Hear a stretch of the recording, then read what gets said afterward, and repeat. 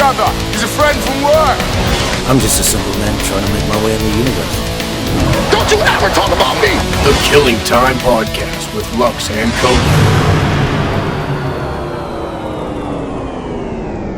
All right, welcome back. I don't even know what episode this is. After I finally got the Whopper and Big Mac showdown up and running, and actually seems like it's been a little bit of a popular video so far.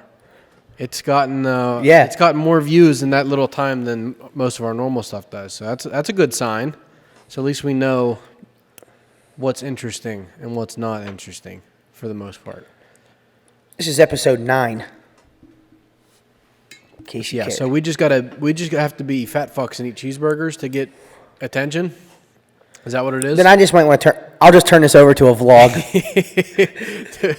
A day in the life. Yeah. You don't eat cheeseburgers every day. No, I don't, but you know what I do eat? Shout out Ortega's in Johnstown. Let's go, baby. What's Ortega's? That Cuban sandwich. It's a Cuban joint. Where is this?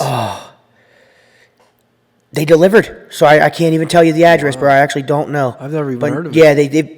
Yeah, about 5 months they've been there, dude. That chicken sandwich, dude. What was on it? Dude. So, it came on a pita bread. Okay. Flattened pita bread. It's grilled on the bread's grilled. It had chicken, obviously, Swiss cheese, a thin sliced piece of turkey, 2 pickles, and some mustard. Now, I normally wouldn't order it like that, but dude, that was good. But they have some really good stuff there. What? Really good stuff. What is on a normal Cuban sandwich? That's what they put on it. is? Like, Yeah, all of them had Swiss cheese. Right. So I just watched the movie called Chef. Have you heard of it? Mm-mm. It's a couple years old. You know who Jon Favreau is? No, give me an example. He's Iron Man's bodyguard. Happy. Okay, yeah, I know who that is. Also, I don't know him, but I know who you're talking he's about. also you know what I mean? the executive producer for The Mandalorian. But he acts and directs, and he does a lot. He's a chef at I don't know if you want to call it like a 5-star restaurant or whatever you want to call it. What happens is a food critic comes to town and trashes the restaurant. And then he ends up like obsessing over it and ends up getting into like an actual verbal confrontation with that food critic. So he ends up quitting. He ends up quitting the restaurant he works at and moves there and turns that one around. Close. His passion is cooking and just making good food that no one's had before, or just kind of doing whatever he wants to do. And he's working in this kitchen that's not his own place. Like there's an owner, and he just feels like he's held back by it kind of because he can't make the food he wants. So what he ends up doing is getting a food truck and makes Cuban sandwiches and goes cross country. Legit? Yeah, goes cross country from I think he starts in Miami and then makes his way back to L.A. in the food truck and sells Cuban sandwiches. It was actually a pretty good movie. Robert Downey Jr. had a small part in it. So how did he make those sandwiches? So his ex-wife is what's her name? God damn it. She got the real thick Spanish accent. Mendez. No, Sofia Vergara. That's his ex-wife. So she's Cuban, and they have a son together, but they still get along for the son. So he ends up going to Miami after he quits his job, because she has work to do and she doesn't have a babysitter. So he goes to Miami to watch the son. They end up going out to eat for Cuban sandwiches, and she says something like, "You could do better," or "You could." So she gives him the inspiration to make these Gotcha. Cuban sandwiches. Then they get the food truck, and he goes across the country selling the Cuban sandwiches. From what I don't know that I've had a Cuban, but from what I would understand, he just made it a traditional style. At least that's what it looked like to me, but it was interesting. But could you see what kind of bread it was on or anything? Like, did it go into like did it show the sandwich? It actually does show them how they made it, but I couldn't tell you the ingredients off the top of my head. No, I got you. Okay. I just want to see how close I was to have. But no, dude, these were That's good. empanadas, Spanish rice, amazing. Good shit. What? How'd you find out about this place? Mark. Oh, okay. He eats there, Yeah. and that's what you got for know- lunch today. He knows the owners. No, I got that 2 days ago or something. Oh, okay. But the empanadas were banging, dude. You like those? I think so. If it's what I think it is, then yes. It's like bread stuffed with meat. Yes, yeah, I like. Just like yeah, yeah, okay. yeah. Really All right. tightly rolled. No, Not wait. like no, it's almost like a pot pie. If you was with no liquid, it's just with meat in it. It's like a bread with meat in it. I was thinking of a taquito. Those Yes, are really those are tightly great, rolled but- ones. Okay. Yeah. Some of that stuff, it's so like a burrito to It's so hard. It's all the same shit, really. Yeah. I just made a steak, which was good, but what I made that was really, really good, believe it or not, I just made the best green beans I've ever had in my life. And I'm not even kidding. Yeah. So what I did was, and I know, and they were French style. of course, only French cut green beans, only. It's the French only way. cut, yeah. So what I did was, instead of grilling the steak, I did cast iron on the stove top, 30 seconds each side, and then 4 minutes in the oven at 400 degrees. So when I was done with the steak, I put the cast iron back on the stove, dumped the green beans in there with like just a little cube of real butter, some seasoned salt, and then I have this Weber roasted garlic seasoning. Just from being in the cast iron with the butter and the steak juice left over, the best green beans I've ever had. I was like blown away, but like it's rare you make something for yourself where you're like blown away by it, because at least for me, like I like to cook, but I end up making a lot of the same stuff and I use a lot of the same seasonings, so I just know what tastes like my food. So it's hard for me to blow myself away, but those green beans cooked the way I did, because Who would have? normally I would just Who would have thought? Yeah, but who would have thought that you, of all people, would be sitting there talking about green blown beans? away by be them. blowing you Yes, away. Yes. Yeah, dude. Like I enjoy 'Cause you're- green beans, but they don't knock your socks off. But it was a vegetable that knocked your socks Yeah. off. You know what I mean? That's insane Yeah, for seriously. you. Seriously. I thought you were gonna say I made this dope ass lasagna Bro. with ricotta and Bro, you know what I mean? I'm Like, literally watching videos on how to make lasagna at work. really? Yes. Yes. Yeah. Lasagna. That's I fucking watched hilarious. lasagna video. I watched a ZD video. How to make Oh, ZD's good. How to make this sauce, which I didn't realize how easy it is to make tomato sauce. Yeah. I've never done it before, but literally it's a can of tomatoes, some tomato paste, and then like onion and celery chopped up. And then you could just cook it. I didn't realize it was that easy, which I might do one of these days. But you know what I'm worried about? What? As much as I love tomato sauce, I still have a hard time with the large chunks of tomatoes. So I would have to find out how to do it to avoid the large chunks of tomatoes. You have to use a food processor. You got to puree them. I see. Yeah, because that might turn me off if I make it and there's large Big chunks of tomatoes. Yeah, that might ruin it for me. Yeah. Oh, and I forgot they put beef and sausage and Italian sausage in the sauce. Just That'd be good. Ground beef. Yeah, because like meat. a I mean, a mixture. meat sauce. Yeah, but they use beef and sauce and Italian sausage. So I thought Nice. that was interesting, bro. I'm watching different kinds of burgers. Literally, I watched the history of the hamburger. And Really? Yeah. So the you know the term slider. Yeah. Mm-hmm. So I'm going to paraphrase this whole thing because this isn't a history lesson. But apparently White Castle is the most important franchise for when it comes to hamburgers. I guess they were not that they invented the hamburger, but they were the first like fast food style hamburger is White Castle. No shit. So what they would do is after they threw your food on a plate, they slid it down the countertop. Like that was their presentation. Like that's what they were known for. Like you know how Dairy Queen does the upside down blizzard? Yeah. White Castle slid the burger down the bar top, down the countertop. So that's why they were called. Yeah, I knew they did that. That's why they were called sliders. Oh, I didn't know that's why they were called sliders, but I knew they did that in the shoot. We view sliders as small sandwiches, right? Yeah. Hamburger buns didn't exist, so they were dinner rolls. Which is what White Castle uses. That's yeah. why their sliders to us are small, because they're dinner roll size, because they didn't have hamburgers, because hamburgers didn't exist.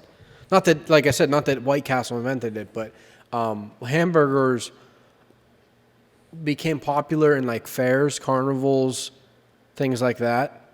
They would set up these tents, and this is also they weren't putting cheese on them either. It was what they would do is they would have like those like big fry countertop, like the big grills that fast food restaurants use. They would have those, just cover them in like grease or like a beef stock or like a cooking oil, and it was pretty much ground beef and onion, and then they would get dinner rolls from their local bakeries, and then they would sell those at, like I said, carnival, street fairs, circuses, things like that. And that's where hamburgers came from. And then White Castle came along and kind of like, whatever you want to say, corporatized it, colonial, whatever you want to call it, just made it a popular thing, and then now we are where we are today. And That's interesting. Yeah. You can never go wrong with a good burger.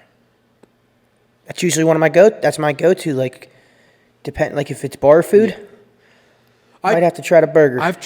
Burger tells you a lot about the place, right? Yeah, I've tried to stay burger away tells you from about the it. burger recently, unless it's like I'm going to a place for burgers. Just because it's so easy to just go somewhere and get. Because one, it's probably the cheapest thing on the menu. Two, your chances are you're gonna like it. And three, you can find a fucking good cheeseburger everywhere you go, pretty much. So that's kind of why if I go somewhere I've never been, I'll try not to get the burger, but it's tough to say no sometimes because when you want a burger, you know? Yeah. And there's just so many. Absolutely. Nowadays, there's just so many different ways to make it interesting, you know? See, I used to, if like a new place came in town and a new bar or something like that, I used to always get the wings first, nothing else. Oh. Because you could tell a lot about the place by their wings, right? If they make a good wing, 9 times out of 10, they're going to make good food. Mm-hmm. They fuck the wings up, probably not going to eat there. Yeah, that's a fair point. I just actually had a revelation when it came to burgers recently. What do you mean? So, there's this Canadian chef on YouTube called Matty Matterson, something like that. And what he does is his sauce is half mustard, a quarter ketchup, and a quarter mayo. And you mix it all together. And then he also chops onion and chops pickle, which I'll do some minced onion, but pickles you're not gonna get me with pickles. But so I pretty much made his burgers, and it's a fast food style the way he makes it, not on a grill. Like you could do it like a stovetop or a griddle or something like that. Smash it down real thin. But the sauce. So when I made these burgers and did the sauce that way, the first bite, it immediately reminded me of the taste of McDonald's in a good way. Because when I get McDonald's, I don't say no mustard, even though I don't normally use mustard myself, and I don't like mustard. But when you get McDonald's, it has the minced onion, it has the ketchup, and it has the mustard on it already. You know, depending on what you order. So, Right, exactly. when I did it myself, and obviously I'd made it with better quality than you would get at McDonald's. I was like, holy shit! I had this revelation. Like, just because I don't like mustard doesn't mean I can't like use it, especially if I'm mixing it with mayo. And because Right. still I could taste the mustard taste, but whatever the quality in mustard that I don't like was either masked or removed by adding the ketchup and the mayonnaise and mixing it together. I was like, holy shit! Like, it was literally a revelation for me. Like, I understood like why, like, that it gave me that taste like I want when I want McDonald's, and I didn't know that because when I make burgers at home, I never put mustard on it. Not that I make a burger at home to try and replicate McDonald's, but it was like a light bulb went off. Like, that's the taste. That's the secret ingredient. Yeah. That's what they're putting in there. It's the mustard mixed with the mayonnaise and ketchup. Right. That's what stands it out. Yeah, and it like What do you typically put on your burger so at your house when you cook it? typically 50% of the time it'll be ketchup, and if it's not ketchup, it'll be mayo. Since I've been going to Burger Tory turned me on to putting peanut butter on burger, so I've done that recently. Dude, isn't that amazing? Isn't that amazing? It's so good. It's so good. Dude, isn't it a game changer? It is. Shout out Mr. Cranbrook. Peanut butter. He told us to do that. And you got to go provolone with the peanut butter, at least for me. Dude, You gotta go it's so provolone. good. Lightly thin spread. If I do Five Guys, I'll get A1 sauce. A1 sauce is good on a burger. Whenever when I went to IUP, they had like a burger, like a build your own burger station at one of the cafeterias. I would always get A1 sauce there too. But normally it's ketchup, and if it's not ketchup, it's mayo.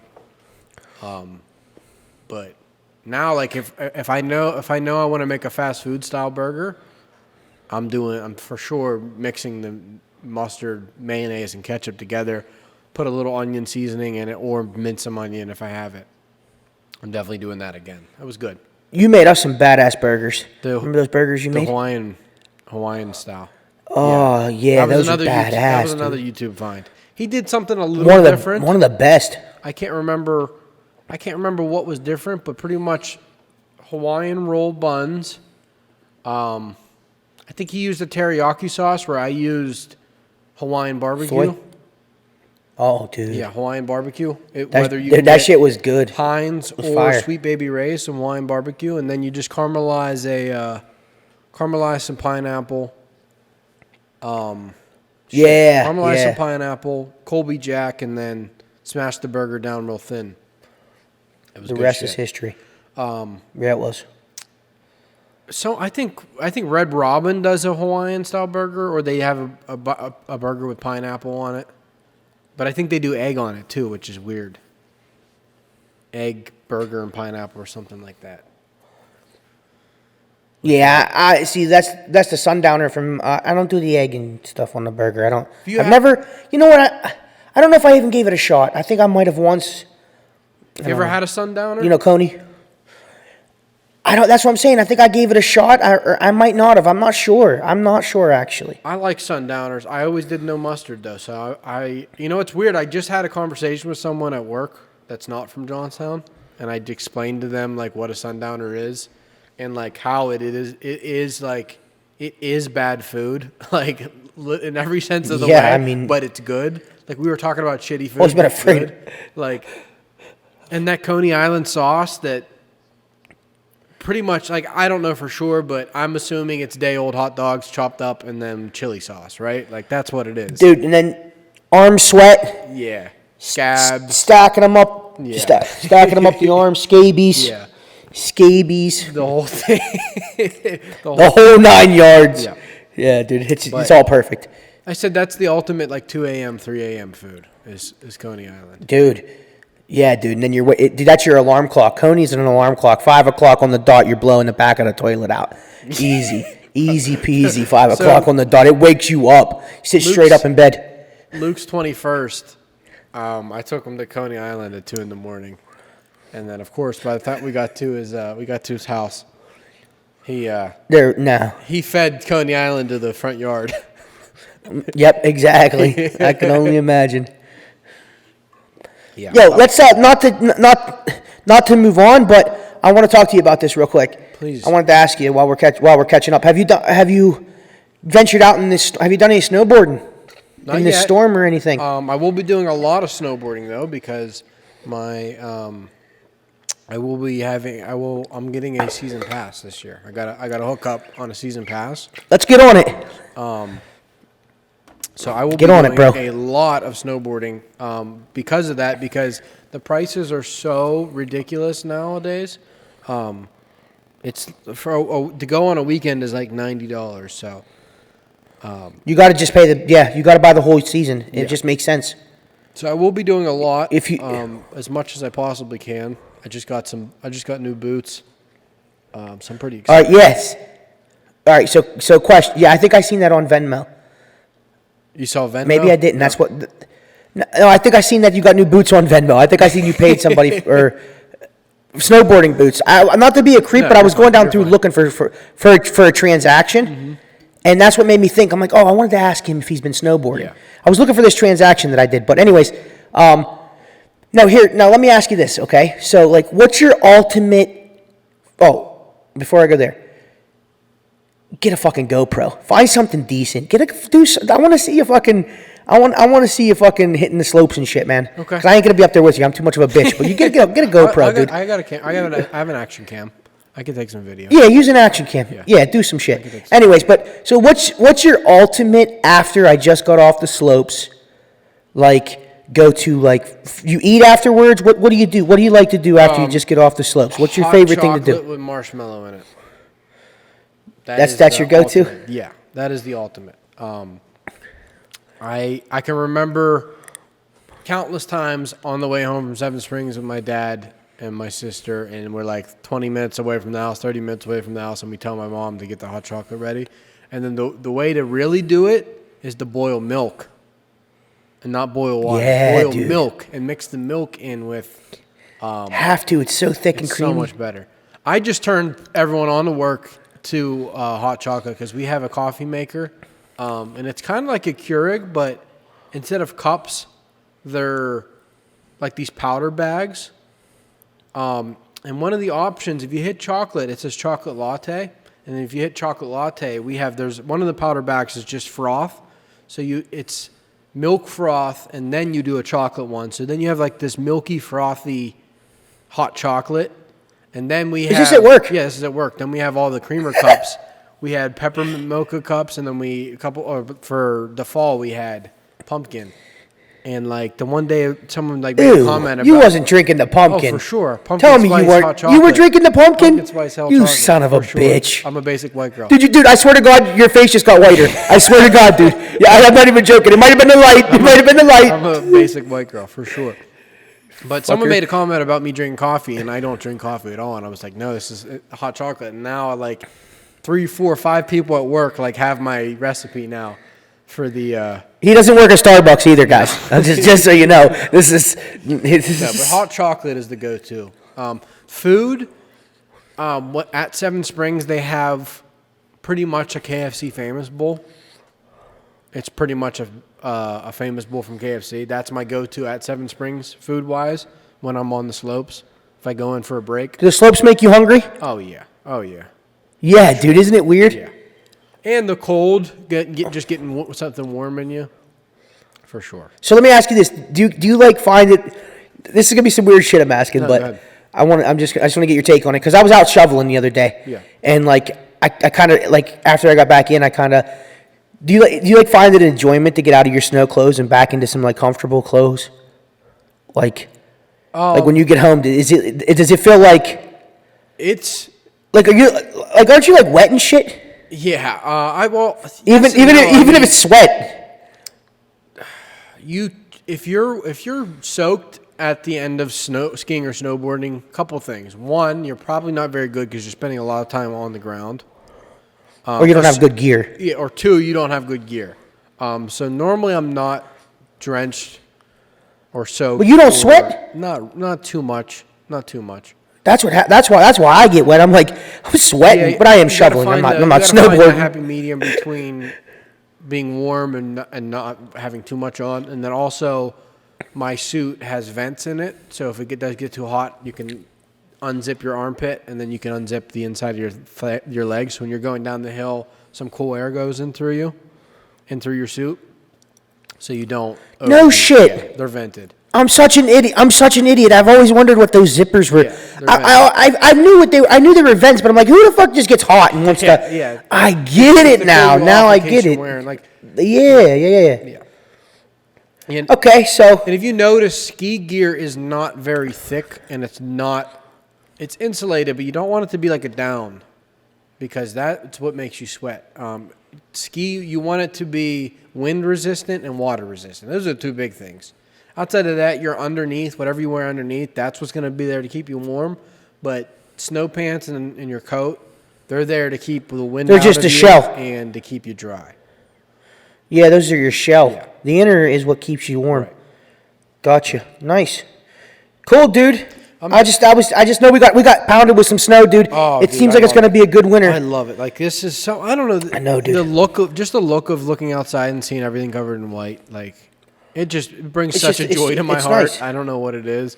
Man, what else would you have? It gets dark at 5. It's like Snowboarding to me, while it might not be the thing I'm best at in life, but I can honestly say when I'm out there on a good day in the mountain, nothing clears my mind like snowboarding.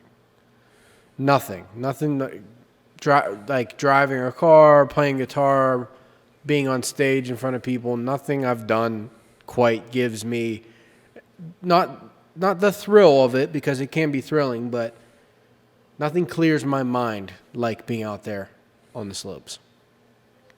At least for me. that's how it is. Yeah. That's how it is for fly fishing for me. Really.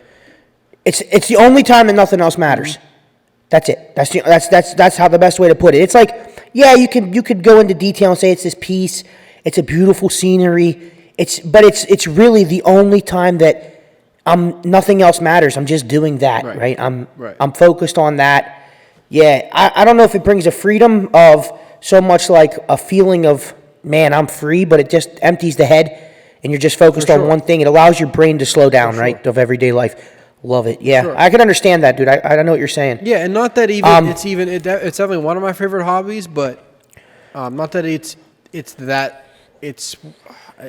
not that it's my number one thing. I mean, like, I'm still gonna put going to concerts up there, watching movies, playing music. Like, I'm still gonna put all that up there with my favorite things to do. But just in terms of like, nothing's on my mind. There's at least I've achieved that feeling the most while snowboarding. No, absolutely. I understand that. I can understand that completely. Yeah. I mean, not that it doesn't even have to be your top rated, hobby. It could still, it's just the feeling that you're describing. It's one of those, it's kind of like, dude, I think what it is like, I get that feeling a lot when I'm in nature, right? I think nature's a big part of it. I think that's the feeling that you're getting is like, it kind of makes you look how small you are. You know what I mean? Like, I don't know. Maybe not for you. But for me, that's kind of what it does. I know exactly what you mean. It kind of makes me feel that way. And I can definitely say I have not spent enough time in nature. And I definitely am interested in like exploring parts of the country that are the wilderness and spending time like camping and doing things like that. One thing when it comes to all that shit, it's just so inaccessible. And what I mean by that is, one, you got to have knowledge of what the hell you're doing, because depending on where you go, you can get lost. You can put yourself in some real danger depending on where you go and what you're doing. And then two, if you don't know what you're doing, it's hard for someone that doesn't know what they're doing to just go and do something like that. Like, go out into the middle of the wilderness in Colorado and shit like, it's you kind of have to be like ushered into doing something like that. Anyone can go to the beach for a vacation. You know what I mean? Like, that's not hard to figure out. Yeah. Anyone can go to the beach. But Yeah. in terms of the wilderness, and as terrible as it is for me to say this, because like it should be a fundamentally easy thing to do, because at the end of the day, human beings are animals, and like this is where we came from, but we're just so wired in the opposite direction now that like, especially me, and I'm speaking for myself, there's people that feel more like, I was literally just watching Life Below Zero on TV a little bit ago. Like, those people don't want to go to a football game and go to a bar and eat permanis like I do. You know what I mean? So obviously there's people out there that's their thing, but I definitely I want to experience things like that sometime in my life. Yeah, and it's just very inaccessible. You know what I mean? I was raised up in the wilderness. I played in the woods. My family hunt. I fish. But so I'm familiar with it. My dad's very big into it. But I'm interested in like making some of my next trips more focused on nature, like going to like some of the big state parks. I want to see some of the landmarks and things like that. Mountains, dude. When I saw when I was in Vegas for the first time, and obviously it's exacerbated because you're in a desert and then you see a mountain that looks massive, and then you realize you're so far away from it because there's nothing out there that it's pretty pointless. But to see things like that, it is very interesting because I pretty much know I'm going to spend the rest of my life in and around the city. So to take those trips and to connect with nature and to see landscapes like that, like, you got to take those opportunities, because as much as I love Pittsburgh, and I think Pittsburgh's one of the most beautiful cities, a city's a dime a dozen, but to go like see a mountain range or something like that, like, right, absolutely, that's rare, Yeah, that's rare. And it's like the creation of men can be replicated. Yeah, you can see a building anywhere. You could see any. You know what I'm saying? Yeah, I mean, I've been to New York City, and there's only a few cityscapes in the world that are going to rival seeing Manhattan for the first time. So like, once you see that, it's kind of like watching, like playing video games and watching the movies that we watch. It kind of desensitizes you to things. So like, once you see that, it's like, well, Columbus is cool, but go see Manhattan, Big difference. But I can't say. No, yeah, absolutely. But I can't say I've seen the Grand Canyon before or Niagara Falls or things like that, Yeah. And those are one-offs. They're the only one. Like, so anyone here can build a Manhattan. So like here it would be great for like here it'd be great. It's great to go and look at nature, landmarks, and landscapes, and all. The United States is perfect for that. Not that other countries aren't, but like, The range I would that we love have to in like. the United States. Not all Absolutely. countries have the range that we have because of how big our country is. But from desert to mountain to woods, like, not all countries have that. How awesome would it be for like like to go to like Ireland, let's say, and just like look at the castles and like that. If I went, I would love to do that kind of shit, man. And that's nature. That's nature to me. Like, also, like, you know what I mean? That's like from a different time. sightseeing. Yeah. But it's from a different time. It's a monumental thing. It's awesome, dude. I would love to go look at castles and shit. Yeah. Like, Yeah, that's badass. There's a lot of stuff I want to see, dude. Yeah, that's the thing Europe has that we don't, is shit that's thousands of years old. Like, we have, like, we've only been here since the 1700s, so. Right. I brought that up to say, like, it's not like I didn't mean like buildings in different cities obviously can be replicated, but I'm saying there is building, like, even when I went to like Milwaukee, like, even when I went to like Milwaukee, just going through the town, it was like, wow, these buildings are old. So I do find buildings interesting, and architecture awesome. So like, I mean, but I'm more into the nature stuff. I'm more into like seeing the natural beauty and just, I don't know, man. I'm interested in it. That's where I plan to take my next couple vacations, like maybe like Tennessee. When's the last time you went? 'Cause I never. This year, I went with my dad and my little brother for small game. Oh. But before that, it's been a while. It's been a while. Was it rifle? Was it crossbow? It's small game, so you hunt like birds, rabbits, squirrel. Just for the walk, dude. We went out for like maybe an hour or two, and then I was like, let's go get something to eat. Packed it in, dude. Opening day, is that what you call it? I don't know if that's what you call it, but the first day I don't know, but I didn't want to shoot a squirrel. First I'm not day eating a of- squirrel, dude. yeah. I'm 30 years old. You tricked me into doing that one. You don't. You shouldn't eat it. You shouldn't eat it, dude. Like, Bratwurst bigger than that. yeah, and it's not bad. Like, you can cook it up, but it's like, why are we doing this? It's just a way to get together and bond, but I'm not eating no squirrel. But I'll eat trout all day long. Like, I love fish. Yeah, it just, Whatever you call the first day of deer hunting, opening day, I don't know what you call that. opening season, I guess, opening day. Greg told me he sat in the woods for 9 hours and didn't see shit. That's why I don't hunt anymore, dude. You're not hunting. Like, if someone said go hunt for your keys and you just went and sat on the couch, listen, dude. Imagine someone's like I'm hunting for my keys and they're just sitting on the couch. Yeah. How the fuck are you hunting? Like, you ain't hunting for nothing.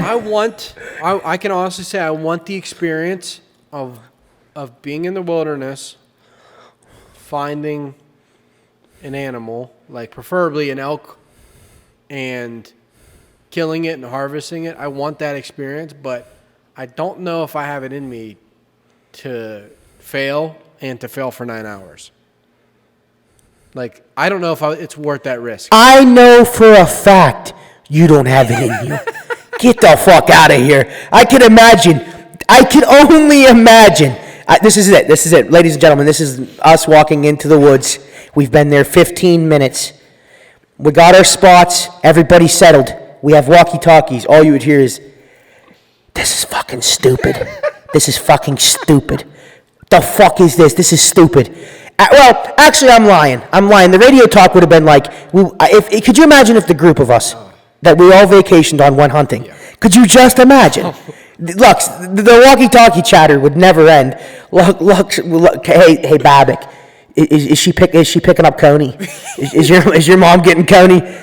You know what I mean? Like, you could imagine, and then after a while, when everybody ignores and Lux gets bored, then it's gonna be, this is fucking stupid. I've been out here for 30 hours. I'm fucking soaking wet. I'm tired. I'm cold. Fuck it. I'll go order it online. We would meet up. I already know for a fact. What's that subscription that you have where they send you meats every month? We would come back to the truck. He'd already have, he's like, look at this. He'd have his phone pulled up. He would be, look, I'm already ordering it right now, you stupid fucks. I already know. I could already imagine, like, why would we do this? Grill out already.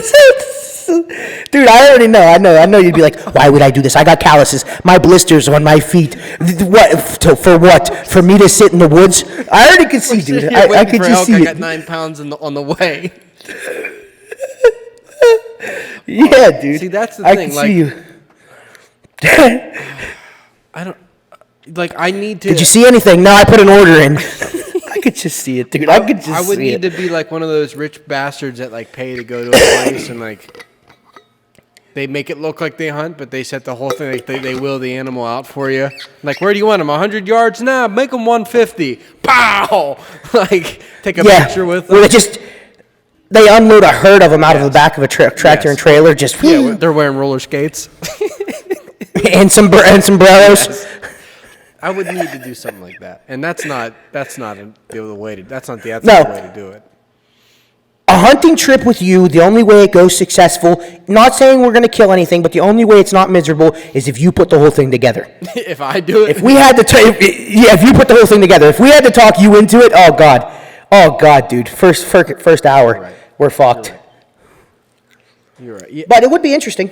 Oh. I mean, I have done it. I've done it, but Yeah, I definitely would be. nothing like an elk, not like an elk or anything. No, the thing is, like, I'd like to take down something I'm afraid of. I have no interest to do a deer because I like deer meat. I don't like it enough to sit outside for 9 hours. No. Whereas elk, elk's much harder to come by. The little elk that I've had, I've really enjoyed. That's why it would make it a little more worth it. And shit, everyone you know has killed a deer with their car before. Not everyone's killed an elk. It's a little different. Like, No, it is a little different, but also the reward. Think about it, dude. Yeah. An elk, a white-tailed deer in Pennsylvania to an elk is like me hunting them squirrel. So that elk, that can elk feed will- you that- for months to years. A year. No, it's like a year. Yeah. It's a long time. It's I don't know. it's an interest, but it's a lot. You got to do it. See, I'd like to kill something that could kill me.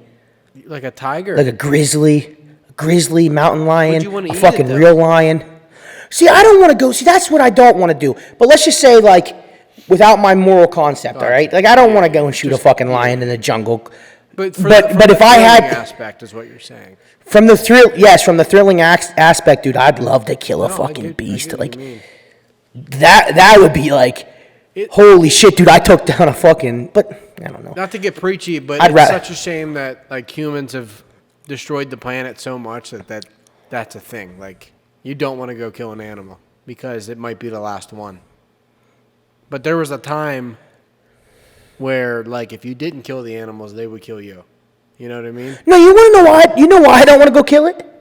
Why? I feel like, see, this is the real reason, honestly. Like, I could imagine it'd be a thrill. If I was looking for a thrill, that was why I said that. But I don't want to go kill a lion because, I'm not going to eat it. Yeah. I'm not eating a lion, dude. So that's the number one reason. But the second reason is, I don't want to feel like a coward, bro. Yeah. Because let's talk about what if lions don't mess with us, we don't mess with them, right? You know what I mean? Like And the people that that do get attacked by lions don't live by where lions live. That's all I would say. That's all I got to say to you people. If you was eating that lion, it's a different story. But you're not going to eat the lion. All you're going to do is mount it for a trophy. How much of a coward are you? That you were able to take a gun and stand 300 yards from the thing and shoot it. Wow. No, that's coward. You can't even brag about that. How could you be like, yeah, look what I did. I'm a fucking beast. Yeah. That's so stupid. Like, how can you even brag? I think that's why it's not even appealing to me. Yeah, I feel you. If he's going to eat it, if I was going to eat it, yeah, one thing, a victory, but no. No, I feel you on that. Anyways, I don't even know how we got here.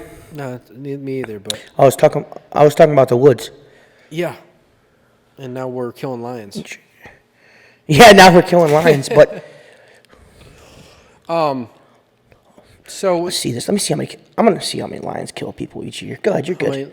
I want to look that up. To change gears a little bit, with the holiday season fast approaching, literally minutes away, probably will have already happened by the time people see this. We'll see if I can get this edited out quickly or not. But anyway, do you have like either like what does this time of year, like what does the Christmas holiday mean to you? How do you feel about it? Do you have any like strong Christmas memories? Is this a time of year you look forward to? Is it a time of year you want to get past? Anything like that? It's interesting. This is a time of year that I'm just. Normal years, not this year. Not normal years, let's say. Because obviously 2020, most people aren't going to have a normal Christmas. I know I'm not. Okay, so Christmas in a normal year to me is just a standard holiday, just the normal traditions. I outgrew the tradition. I get gifts every year still from my mother-in-law, and I'm very appreciative of them, but it's like I outgrew the tradition and the excitement. Now, I do get excited to go see the family, but just as much as I do on any other holiday, you know what I mean? Now, it'll be different for me coming up next year with my own child. Sure. This is where it's going to become. I'd have to answer this question in a year from now. Now, I'm kind of just like, it is what it is. I'm happy to see everybody, eat some good food, whatever. Mm-hmm. But it's not like it used to be for me. Right. I used to be real excited about it and go all out and buy everybody big gifts, and I'm just not into it anymore. I don't know. How about you? So for me, at least where I'm at now, I very much enjoy giving people gifts more than I do getting them myself. I enjoy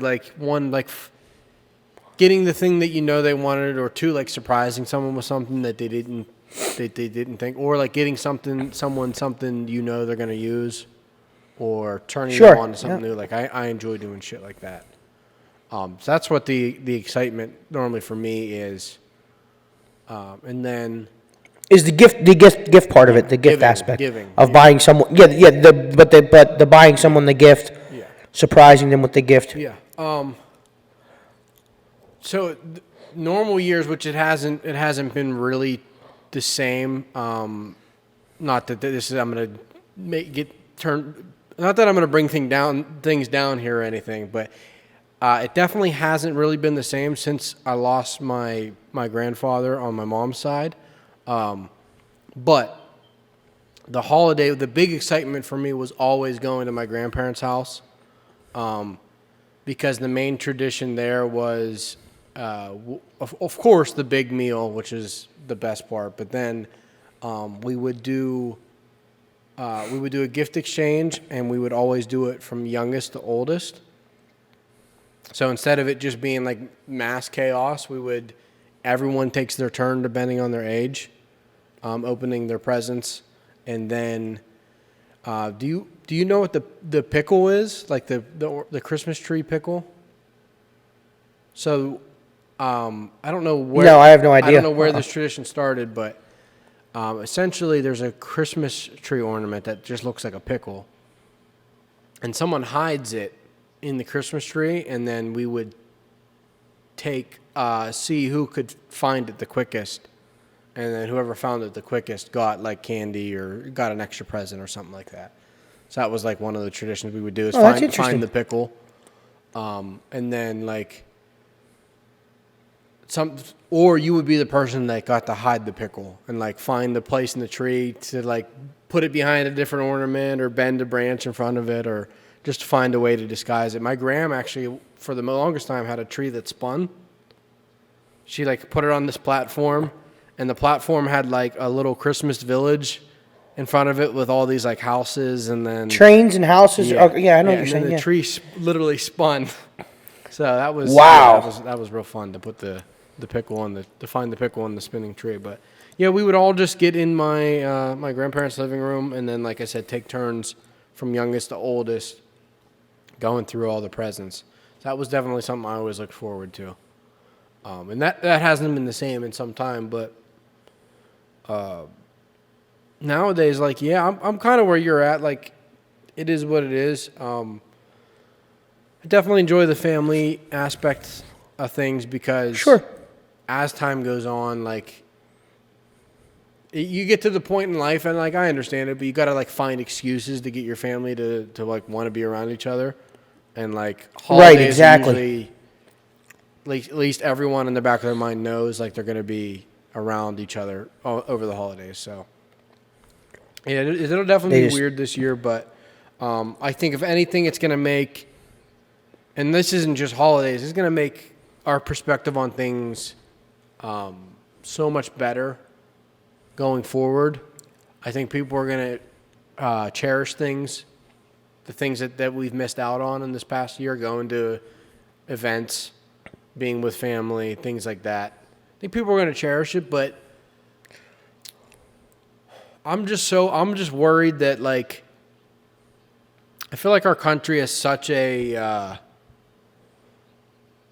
there's such a like built-in pessimism that with our country nowadays, like, and with our culture in general, like, I could see next year, like, let's say we get back to a normal next year, and people are going to cherish things a little bit better, but you just have this feeling like in 2 years, everyone's going to go back to just being a total dickhead again, you know?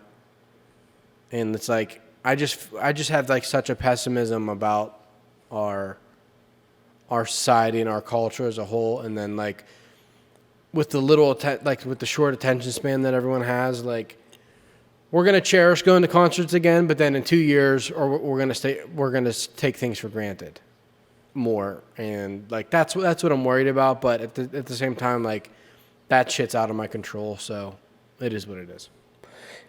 Yeah, that's just how we are. We're Americans, dude. We always want more. We always need better. We're never happy. We're never stimulated. Right. And I mean, I've definitely been that person at times in my life, and I will probably continue to be on certain things, but I just hope, me included, and like us as a nation and as a society, we like take this time to reflect and understand how good we have it, and not that and I know there's people in this country that are struggling and that have struggled pre-pandemic and will continue to struggle post-pandemic.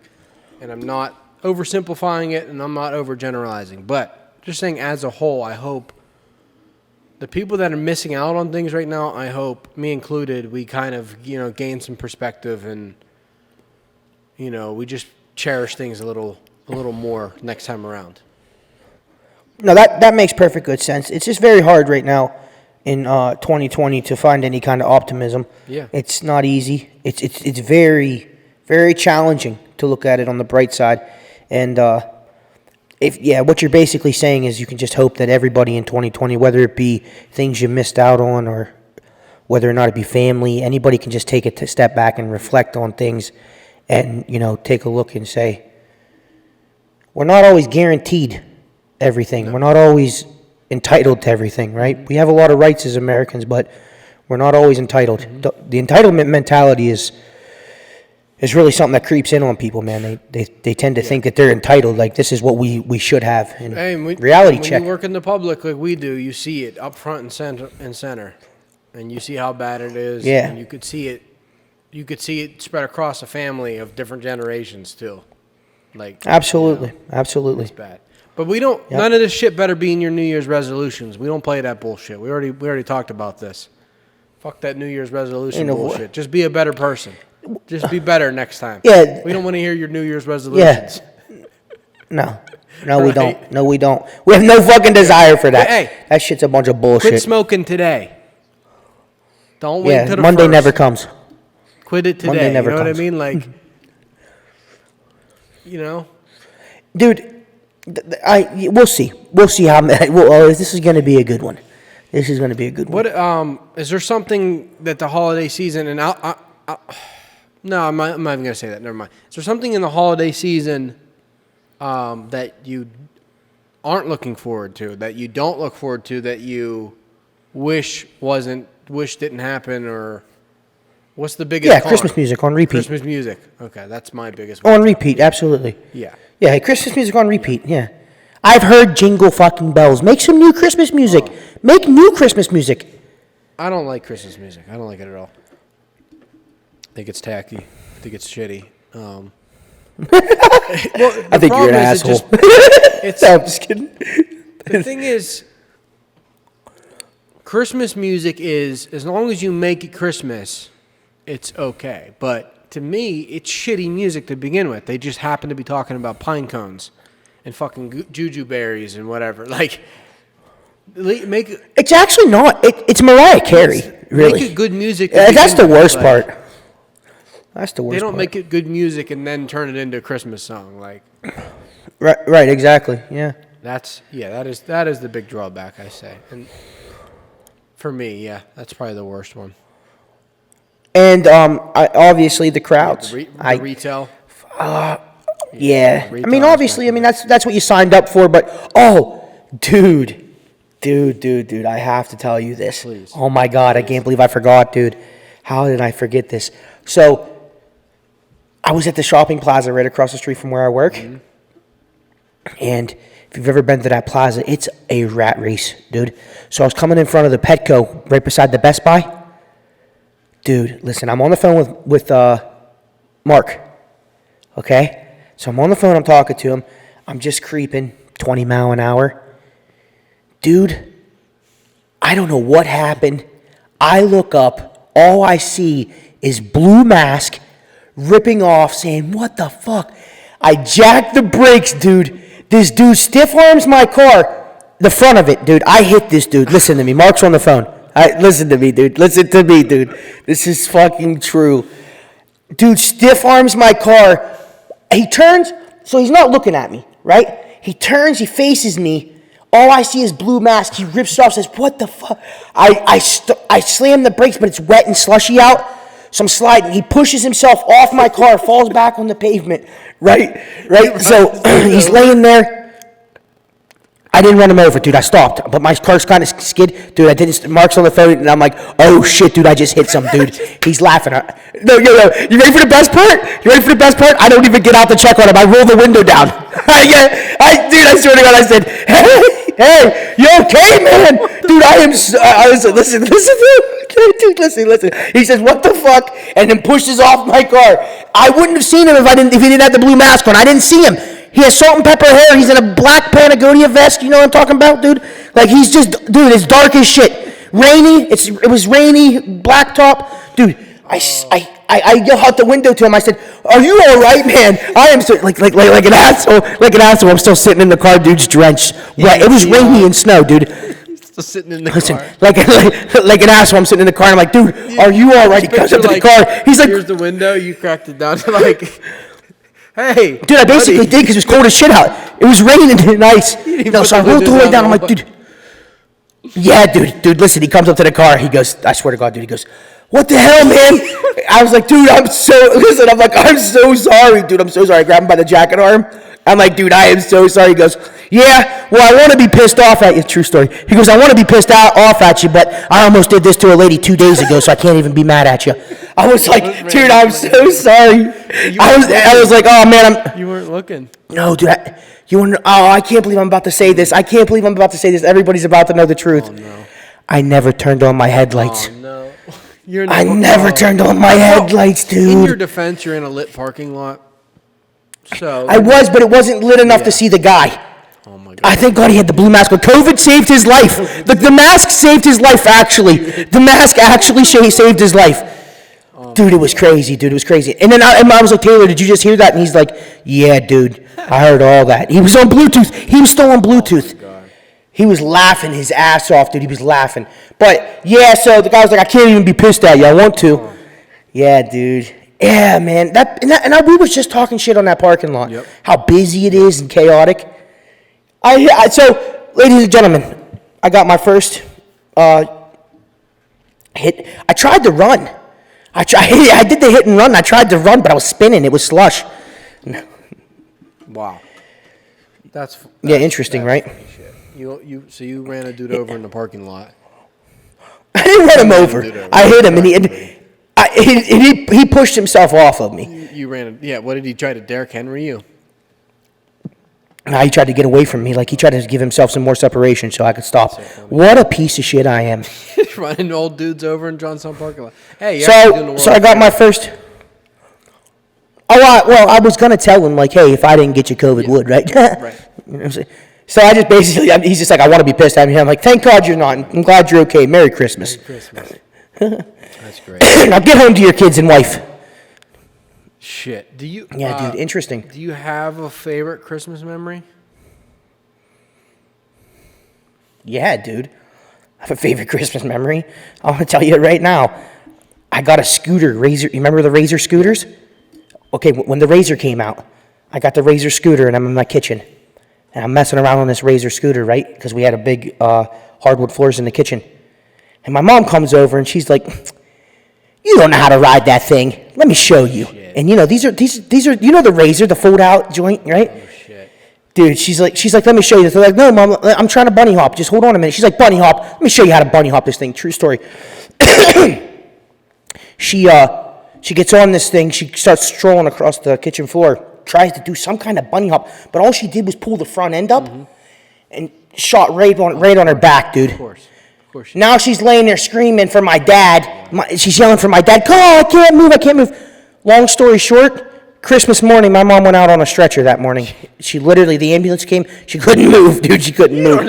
She pulled a muscle in her back. What the fuck? Oh my god, dude. She's gonna kill me for telling this story too, but it's great. It's awesome. You don't know how to bunny hop. hop. Dude. You don't know how to bunny hop. Boom. Launches yourself. That's the ultimate. Hour later, she's getting. That's the ultimate, like, hold my beer moment, right? Yeah, exactly. Hold my beer gone wrong. Hold my beer. Oh my god. And I wasn't even bunny hopping. I was just pulling the front end up a little bit. Right. She actually. You don't even bunny hop by pulling the front end up. How old? You don't. How old was I? 8. Oh shit. Maybe when the Razor came out. Yeah. Yeah. Wow. That's funny. That is funny. And when I got the Walkman, when I got the CD player. Oh shit. That Christmas was awesome. That's. That was, I can't remember. you guys probably got iPods, right? No. Do you remember My getting a sister CD-ROM? got an iPhone, or she got an iPad and an iPhone. I had a No, you mean a iPod. CD player. I don't know that it was a Christmas present or a birthday present. Though. It might have been. I don't remember it, but I definitely listened to it on the bus in elementary school. Yeah, the bus, dude. And then whenever I got the anti-skip one, Yeah. whew, that was dude. I Mm-hmm. definitely would take that on the bus and listen to it. I don't remember when. But dude, I mean, I'm just saying, like, those are. remember those Now That's What I Call Music compilations. Yeah. It definitely. Yeah, we got those every There's year. an embarrassing video of me being really excited for a Now That's What I Call Music CD at one point. Dude, every year, my mom got those for There's us. a very embarrassing dude. video of me, and I'm talking like 5 years old, 6 years old, being way Yep. too excited for Now That's What I Call I can Music. remember. Oh, no, dude, the Christmas I got the PlayStation 1. Yeah. I remember That was getting great. the 3 for Christmas. When we got the PlayStation 1 was great, dude. Because my dad already had the PlayStation 1, and then he got himself the PlayStation 2, but I got the 3 for Christmas. I remember that. The best Christmas ever was probably when I was 7, because I got my first snowboard and my first guitar, and those are obviously two things that are still with me now, and which is crazy to think because that's almost 20 years ago. So No, next year, dude, that'll what's be crazy to think- 2 decades.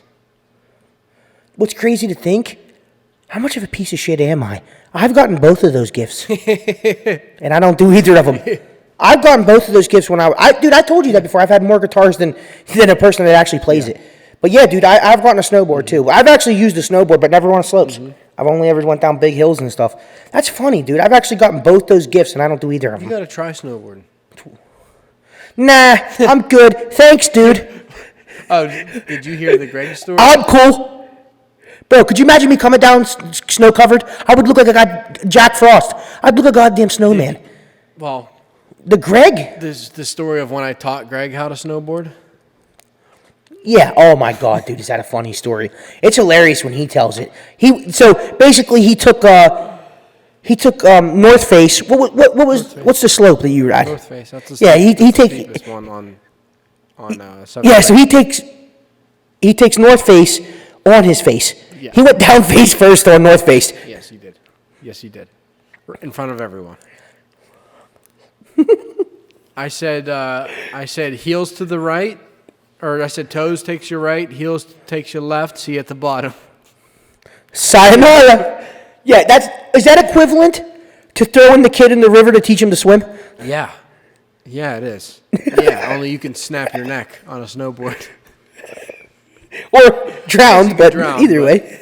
Yeah, that's the equivalent. Yeah, so maybe I'm He not said the greatest teacher. later, bro. Maybe I'm not the greatest teacher. But, No, you think? and I'm not saying I would teach you how to snowboard, but I'm just saying you should try it. No, dude, What I about can't. skiing? It's easier. Nope, I don't get that thrill. No, snowboarding's easier. Skiing's easier. Is it? Yeah. I've never skied, but I've snowboarding never isn't skied, that but I isn't. know it's easier. As long as you can keep the foot, I've learned, and I've only did hills. I did like decent sized hills, but no slopes. I know as long as you keep the weight on the back foot, you just use your hips. The one thing that's easier about snowboarding is your legs are tethered together. They're not independent. Mm-hmm. But everything else is easier in skiing. Is mainly because of symmetry. Whereas snowboarding, you're not as symmetrical because you're sideways. Whereas skiing, you're straight forward. If you need to slow down, all you need to do is turn your feet in this way. And you have pulls. Where snowboarding, you have to have some kind of technique to slow yourself down. So if you don't know how to ride an edge That's the only. on a snowboard, that's the hardest thing to figure out is how to ride an edge on snowboard. I can ride that board. I can ride that board down to a certain degree, and I can maybe do a slight carve, Yeah. right? But the problem where I'm going to have, and I never could do, even on big hills, the stopping is the hardest Snowboarding, part. the only thing you need to know how to do is regulate your speed. You try to just, You don't even If you you- don't but need you to just be have to good go at to- turning. You just need to be able to go through the turn slow enough to not fall. That's all you need to do. But if you can't Yes. regulate your speed, you can't snowboard. That's the only thing you need to know how to do. And I've done more skateboarding. Believe this or not. But when I was like 12, 13 years old, we did a lot of skateboarding and inline skating, and the skateboard is, I don't know, just the hip movement is easier to me. Gotcha. I can ride a skateboard down a hill a lot easier than I could ride for speed. I'm saying I can control a skateboard fast easier than I can inline skates. That's why I assumed maybe skiing would be easier for me though. It's the stopping part with the snowboard, and I've never done real speed. So remember, I've never done real speed. So have you ever I've went fast on a have you ever board, but ridden a real snowboard?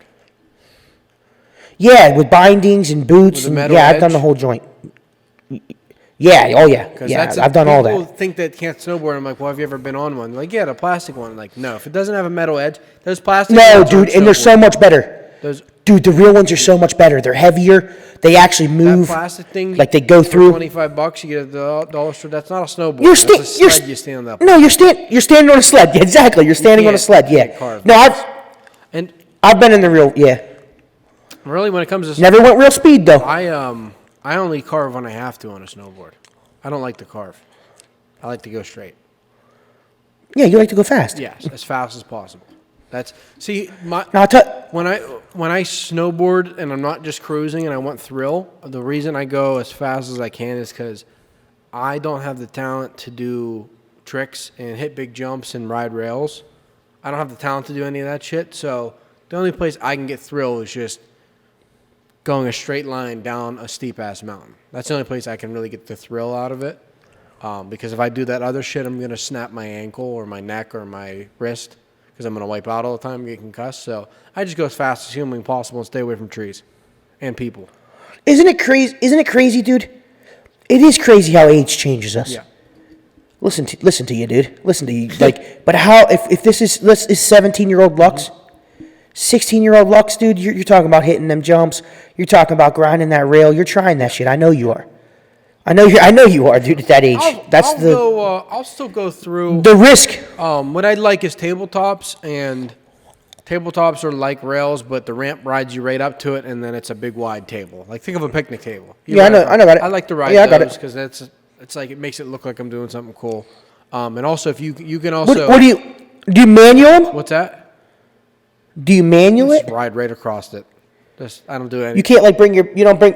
You Can can is there? if Can you're you good. manual?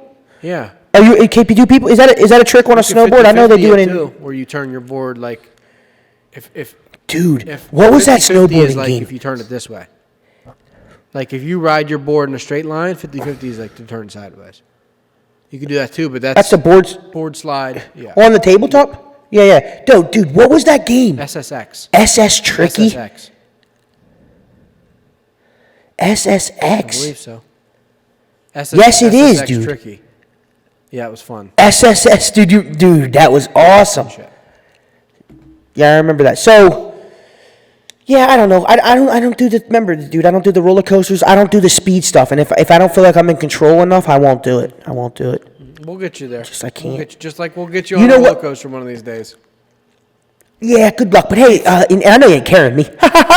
It's gonna I happen. know you ain't carrying me. Listen, you're 29. No, because I'll avoid all costs. You're 29. Before you're decrepit, you're gonna have ridden a roller coaster. Okay, it's gonna happen. Okay, we'll say it like that. We'll say it like that. Before Yeah, you're we'll say it like before that. you're decrepit, it's gonna happen. So listen. Well, first of all, I'm not tall enough. Second of all, here's the thing. See, listen, this is the thing. I would be willing to learn how to ice skate. I miss ice skating, dude. Planet Fitness or not? Planet I've Fitness, never- What's it called? Planet Ice. I miss ice skating. Planet Ice. Listen to me. I ice skated one time and got blisters on my legs and said I'll never do it again, and I never did it again. And my friend said, "No, dude, you always got to go down a size Yeah. on your skates next You have time." to- I want to try ice skating Bro, again. So I played in roller hockey for years. I didn't realize. I thought I just sucked. I didn't realize I just had shitty skates. And I got nice skates one year, and I was like, so what it was, the ankle support. My ankles would always my ankles would always give out. And I just thought I was just like not good at skating because I would go to cut, and then my ankle would like bend in, So, and then all the So weight what kind would of be on skates my would you heel use? instead of on the wheels? You know what I mean? I bought nice skates. So what kind of skates would you use? What'd you say? What kind of skates would you use? Pull up not like a brand, but like what style? Like like the high rise or inline? Because I used inline skates, but I don't know what you use for roller hockey. Do you use like the high rise roller blades? Inline, yeah. They look they look just like ice skates, ice hockey skates. Do they have grind rail? Do they have grind plates on them that you can grind? Straight up hockey skates. Oh, okay, those are what we used. I skated in. Did you ever see those? So they're four hockey skates have 4 wheels. The other kinds have 5 wheels, I believe. Or can hold up to 5. Some people take them off so that they can grind, but I think that's what I would take off. I would take wheels off too because you got a grind plate, but you could get better. I was too afraid to grind too. I don't even talk about it. This is taking me back to the like the plastic ones where you like bent the strap on. You know what I mean? Like the clamp strap. That's what you're talking about. Is that what you wore? I didn't. I mean, I definitely played games in them, but hockey, I had bad hockey skates, bad hockey roller skates, and then I got better hockey roller skates. No, I'm talking like almost like $150 pair of skates, like World Industry, just same as skateboards, but they were inline skates and they had grind plate. No, I never rode anything nice. Yeah, I only rode the we used those plastic ones. I never rode. I had a really nice pair of those. You know, like the roller blades that you would use at like a skating I know rink. Exactly what you're talking about. Never rode anything like those. Mm-mm. And I do know hockey skates do not work for that. Do you lace them? What's that? Do you lace the hockey skates? Yeah. So these were laced up too. One time I took my hockey skates to the beach to like ride them on the boardwalk and shit. Hockey skates, they do not work. They're not strong enough because if you do any kind of jump, your wheels just break. And I broke. Yeah, and plenty of wheels. And to do that shit. We used little wheels. Tiny little wheels. Our wheels were little. They weren't the big gel wheels. Hockey skates don't work for that at all. Dude, roller hockey was so fun. Yeah, for sure. But it's interesting. Mm-hmm. Crazy how we got onto. I miss doing all that shit when I was a kid. Yeah, crazy how we got onto roller hockey. Doesn't matter. This is what we're gonna do. We're just gonna talk about everything. For sure. Killing time, bro. Right? That's all we're doing, my man. Do we even want to talk about last night?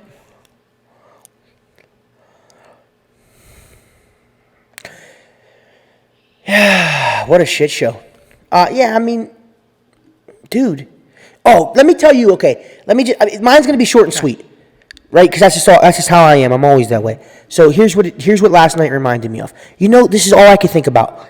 You know how when you watch that fighter that goes in to fight and he had a game plan, and in the first round they shut the game plan down. Not even in the first round. Halfway through the first round, he realizes the game plan's not going to work, but he sticks to the game plan. Tyron Woodley. He just won't move off. His last 3 fights. Yeah, exactly, dude. Yeah, if you want to name drop, but in all honesty, exactly, Tyron Woodley. That's what last night reminded me of. Last night reminded me of that person that was just stuck in the game plan. Right. I don't know how else to say it. I just don't. I don't even. They didn't change up anything. Yeah, I don't want to talk about it too much, and not because of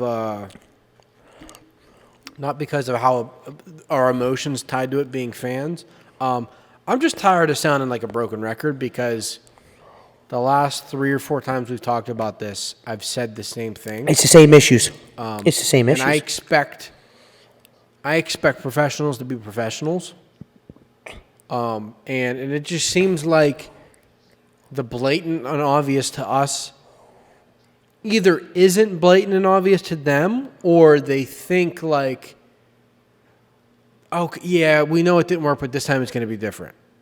Like, I don't know what the disconnect is. Like, either it's not obvious to them that's not working, or it is, and they just don't care, or they think they're trying to change it up, but they're not really changing it up.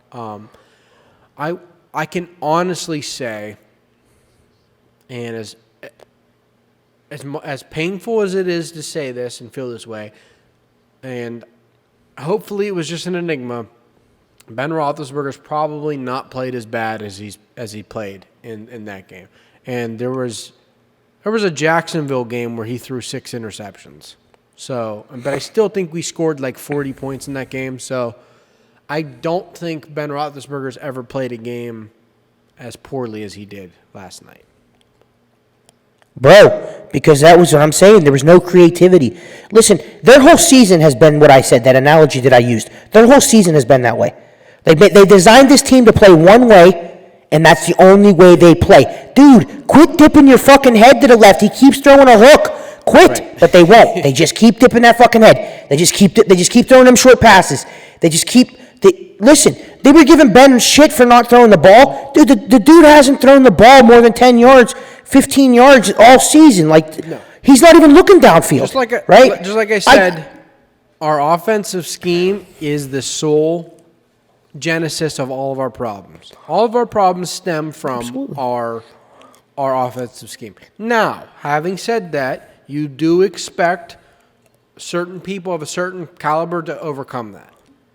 You know what I mean? Like, you expect, like, that fighter, once he realizes his game plan doesn't work, maybe he has some knockout power he can rely on. And he just finds a way to get it done. But this is Finkner. This is his first year, right? No. This is Randy Finkner's second year with Ben, but it's his third year with Pittsburgh. So Todd Haley left 2017. So he coached 2018. We went 8-8 or 9-6-1. Last year, he didn't really coach Ben because Ben was out for a season. So this is sure. Okay, so that's what I'm saying. This is his first year with Ben, though, right? Second. Second year. Okay, second year with Ben. And he was Ben's quarterback coach for multiple years. But it's his second year as an offensive coordinator with Ben Roethlisberger. I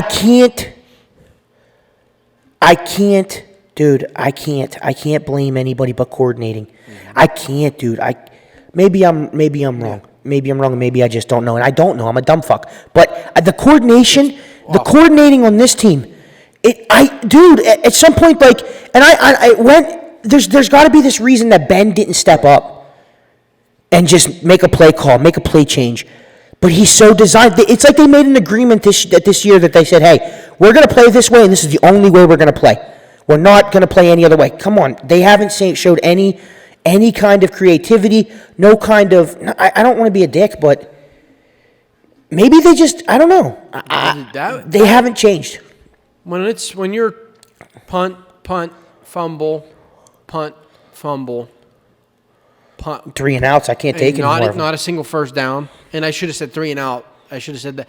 Once you're at that and not a single first down, and you're at -2 yards of offense into the second quarter, going into halftime, when you're at that point, that's like you're not even. That's not even offense. You're not even playing offense. You're not even playing football at that point. What the fuck are you? It's literally like they don't. It's like they don't think that they can play. It's like they don't think they can play any other way. Like these guys. No, this is not what we practice. That's why I keep saying it's like they had a game plan. They won't change it. Like we didn't practice that. We didn't practice it, so it'll never work. Well, dude, you're forgetting that these guys aren't all rookies. Not everybody's a rookie. You had that little bit of and it's bullshit. Bit of a spark in the third quarter, and then the offense fizzled out again, and the defense was just too tired. So, like, run me back to the thoughts on DJ right now with you, because you're the whole reason why I have any kind of justification for it. Believe it or not, you're the only reason why, because basically how, on the other podcast that we did, how you put it into terms was brilliantly said, to be honest with you. Like, basically how you said that the guys, all the weight was left on the receivers to do the work, and they're anticipating the catch to make the next yard, right? They're not anticipating the catch, they're anticipating the next yard. So, like, how do you feel? Do you feel that how much of that goes into the issues with DJ not catching the ball, and how much do you think it's actually him? Like, do you think he's getting a fair assessment? Is basically what I'm asking, because I think a lot of people are shitting on him hard. For sure. And I think what you made sense. I think you can sum up just about every problem with our offense to our offensive scheme.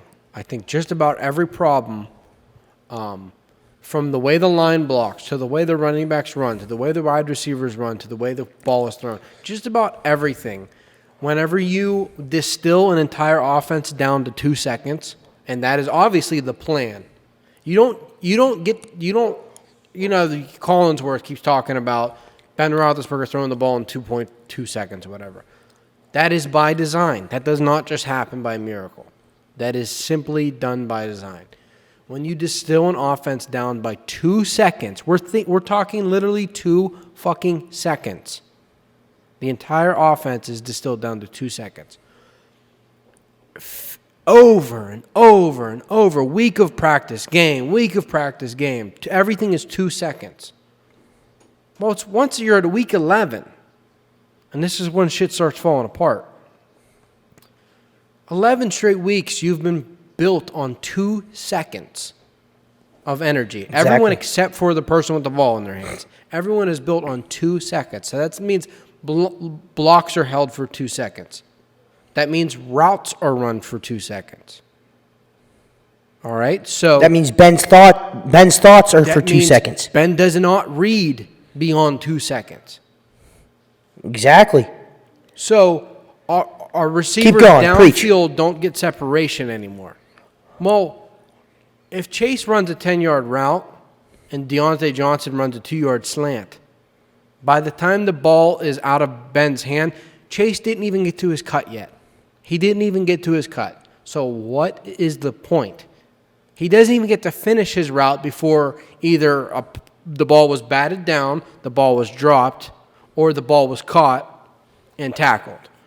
All of that happened, and Chase didn't even get to his 10-yard cut yet because you're not running 10 yards in 2 seconds. So that our offensive line, when it comes to run blocking, everything is so repetitive and built in muscle memory. Their muscle memory is built on 2 seconds of blocking, and it's over. Now you want them to hold blocks and do stretch plays where they have to hold blocks for 5-10 seconds and pull and do all this crazy shit, which isn't crazy, which is normal football, but to them it's crazy shit. So our receivers don't run downfield anymore because 99% of the time the play is already over by the time they even made their first cut. Our offensive line doesn't hold blocks. Our running backs don't have to block in the backfield because the ball's already out of the field. And our quarterback does not make second, third, fourth, fifth progressions anymore because everything is done in 2 seconds.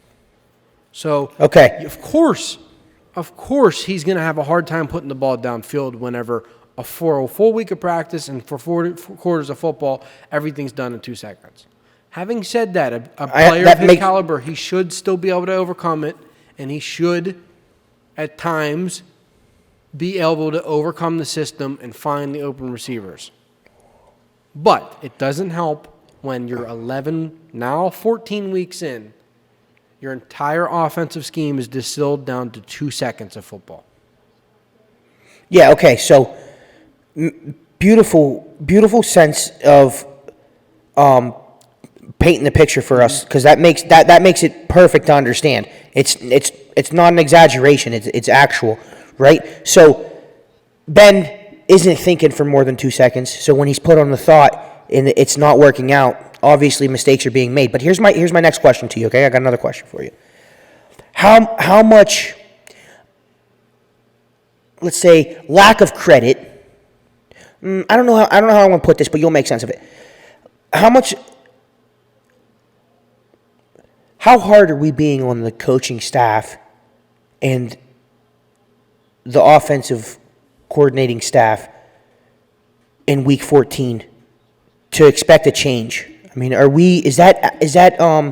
far-fetched, right? In the sense of where you've never seen this before. I don't remember ever seeing a repetitive pattern every game, the same style, never coming out of it. Like, they've never even used different tactics to have the clutch wins that they've had, right? It was always just the same. So how far-fetched is it for us to think that they should change it up now when you just got done saying it's all designed and it's down to this 2-second scheme of offense and it's been built this way? There's a lot of moving parts to just come in and say, okay, we're changing it up, when all these moving parts are what made this scheme work in the beginning, right? They've had everything in perfect position for the scheme to work, but now people caught onto the scheme and it's not working. How do we rebuild an offense, basically, at week 14, right before we go into the playoffs? Does that even work? Is that even possible? That's my question to you. Is it even possible? There's a lot of moving parts. And us as fans, we could say it's easy. But let's talk about a rebuild of an offense in Week 14. But that's exactly what needs to be done. Yeah. There's no other option. For sure. So it is. Do you think there's another option? It is 100% possible. It doesn't help that we've seen the same thing for 4 weeks straight, because you got to go back to the Ravens game that somehow we won. We've seen the thing for a month straight now, and they haven't shown a willingness to change. So that doesn't help, because if anything, after the Baltimore game, and we had this talk, like that, the Baltimore game was our loss. I remember we said that. That we had the taste of a loss, even though we managed to get the win. That should have been the turning point. Whereas, for whatever reason, that was not the turning point at all. That was the plummeting point. And we've gone nothing but down since then. What do you think they do? It might seem like it's impossible at this point. I think it is. I think it's far-fetched. It might seem like it is, and maybe for the people that we have in place making these decisions, maybe for those people it is impossible. But just like the NFL was able to catch on 11 weeks late, it literally took the NFL 11 weeks late to figure out what we were doing. I damn sure believe that professional athletes of their caliber and talent-wise, we have the talent, they can figure something out that took the league 11 weeks to figure us out. We should be able to figure out something for the next 2 weeks. Right? Not because of only because of how invested they are into this one scheme. It's such an investment, dude. It's like they talked about it in 2019 and said in 2020, this is going to be the game plan. This is what we're going to build our offense around. Everyone knows. And they thought that everyone knows our run game's been shit, right? And in the second half, Benny Snell was actually able to get up to 84 yards. If I'm correct, our first 7 plays. Shout out Cruz. Benny Snell runs with a blindfold. Anyways, keep going. There were a couple weeks. In 7 plays. A couple weeks, it definitely looked like that, except for last night. I want to say our first 7 plays were all passes, and we gained no yards. So all week long, and I love Coach Tomlin, and I still think he's the man for the job. All week long, he's preaching physicality, and we need to be the physical team, and we need to get better at the run game. And I understand Mike Tomlin doesn't call the plays. But after the first, not the second, after the first 3 and out, where there was 1 complete pass, 2 incompletes, and one of those incompletes should have been intercepted. After the first 3 and out, where you didn't gain a yard, didn't gain a first down. The next time they went out there on the field, our head coach should have went over to our offensive coordinator and said, "You're going to run the ball 3 damn times in a row. I don't care if we get stuffed on first down and second down, and it's 3rd and 10, 3rd and 11. You're going to go out there and run the ball 3 times, and we're going to run the ball until we get a yard and a first down. You want to preach physicality, you're going to do it. That might be high school tactics, and I understand this is the NFL. But 1, you clinch the playoffs, so what the fuck do you have to lose? If every week's going to be an experiment with the short yard pass, you might as well start experimenting with the Colts this week. So you go to your offensive coordinator and said, we just threw the ball 3 times, and we did the same shit we've done for a season now, and now it doesn't work anymore, and it could have been picked off. You're going to go out there and you're going to run the fucking ball until it works. Okay? So until you show me that we can't run the ball, we're going to run the ball. Because we know we can't throw the ball for 2 yards. We already know. We can go out there and keep trying. We can keep trying the spot passes and the slants, and we know it doesn't work. And batted the fuck down. We know we've only got 50 yards a game in the last 5 weeks, but we've run the ball 7 times the last 5 weeks. So you're going to go out there and run the ball 3 times in a row, and then we'll see what happens. In the second half, We ran the ball. But why isn't this? And we scored points in the second half. In the first half, we didn't run the ball and we didn't score points. It's not that simple. I understand. But if Pittsburgh's going to lose, we're not going to lose because we're out there embarrassing ourselves not getting first downs. That's the shit. That's why I stopped watching. I'll watch you lose. The Buffalo Bills game, we could have lost that game 31-30. It would have been, it would have sucked. It would have sucked. But the fact that the way we lost that game, just out there doing nothing, punting, that's not a way to lose. You're not even trying at that point. That first and second quarter last night was absolutely abysmal. It was the worst I've ever seen the Steelers team look in my memory. So if we're gonna lose, Dude, just at least show some effort. So I do think that first half, man. I do think a change can be made, and I don't think it's going to be easy. I think a lot of people got to set their egos aside. They got to bite down their mouthpiece, and they got to grab their balls and go out there and want it. They got to go out there and want it. It's sad to see our defense. Our defense doesn't care anymore because they're so. Our defense is tired. Like literally beaten. I mean, with everyone being out, They're tired and you battered, can see it in dude. their eyes, and to see it in Cam Hayward and T.J. Watt, these are our dudes. To see them have like an apathetic look in their eye, like that's devastating, absolutely devastating. It's devastating. That last year, was this not every game last year? Every game, and we go on this beautiful 11-game win streak, and our defense is like finally, like we have some complimentary football. And for them to have this taste in their mouth again, losing 3 straight because our offense. But not even just losing the game because of our offense. Our offense is causing them to be beat the fuck up. And tear ACLs and concussions. They're not off the field. No. They're not off the field. Last night, dude, they're not off the field. Like the offense is hurting them. Yeah. I mean, Literally. in reality. So, I mean, I don't know. I want to see a change. I thought for sure in the second half I was looking for that. You know what? Let's change it up. My God, this is professional They were able sports. to run the ball in the second half, but it was too little, too late. So, like I said, I'm not an offensive coordinator. I'm not an expert, so I can't give you the solution as much as I want to. But I can sure tell you what the fucking problems are, and they're blatant and obvious. And if you can't see the problems, then I don't know what to tell you. You're an idiot. It's so systematic. Our scheme is just. It's the most systematic Our is scheme. just complete It's the trash. most. It doesn't work. But there's no improvising. There's no creativity. It's just such a systematic scheme. It's outrageous. And in the second quarter, whenever they did that jet sweep, like, oh my God, that was not the time. When we used the jet sweep earlier in the season, Loss of yards. They did it right. They did it at the goal line. Like it was situational. They were like, that was such a like, oh, you want to see something different? Let's do something different. And yeah, it was embarrassing. It was embarrassing. Absolutely. Everything about last night was embarrassing. Everything was embarrassing about They it. don't need to go crazy. They There was don't need nothing to not. do anything crazy. They just need to be different, and they're not different. They're so predictable. The defense, they don't need to worry about stopping. Everything is in front of them. They literally have no worries behind them. If they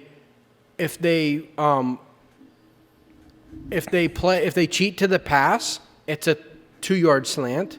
If they cheat to the run, they don't have to worry about anything getting them behind them because we don't run play action. So it's like the defense has the game made for them against this offense. Literally watch the tape of any defensive performance that's all they have to do. Because it had taken people off guard by how fast they were releasing the ball. But this scheme is so easy to stop. Dude, just think. That's the just think of problem. this. It's so easy to stop. It's so easy to see. Before the last month, can you ever think of Ben Roethlisberger's ball getting knocked down 4 and 5 times a game? I've never seen this before. No. In 17 years of his career, I've never seen this. The last month, I've seen it 4 and 5 times a game. That doesn't I know. Okay, think about it. What are we doing? It's so awesome. They know they're not going to get the sack, so they just incomplete pass, batted it down, and then how obvious is it how not obvious is it that a guy like Patrick Mahomes making pocket plays and waiting? This is their scheme, but it's how do you stop the scheme of the Chiefs? Offense, passing. Mahomes make pocket plays, waits for separation for the receiver, hits the receiver. Yeah. Creates the pocket play for a long enough time to get separation from the receiver and guns it with his fucking arm. A lot harder to stop the guy making the pocket plays than it is the repetitive same bullshit. How many unorthodox plays have you seen Russell Wilson make? All the time. And all these other teams all the time, all the time. It's the same shit Ben It's Roethlisberger broken. The built record- his career on. Literally built his career. This Absolutely. I'm not saying we need him to be a replica of himself. He can have some evolution.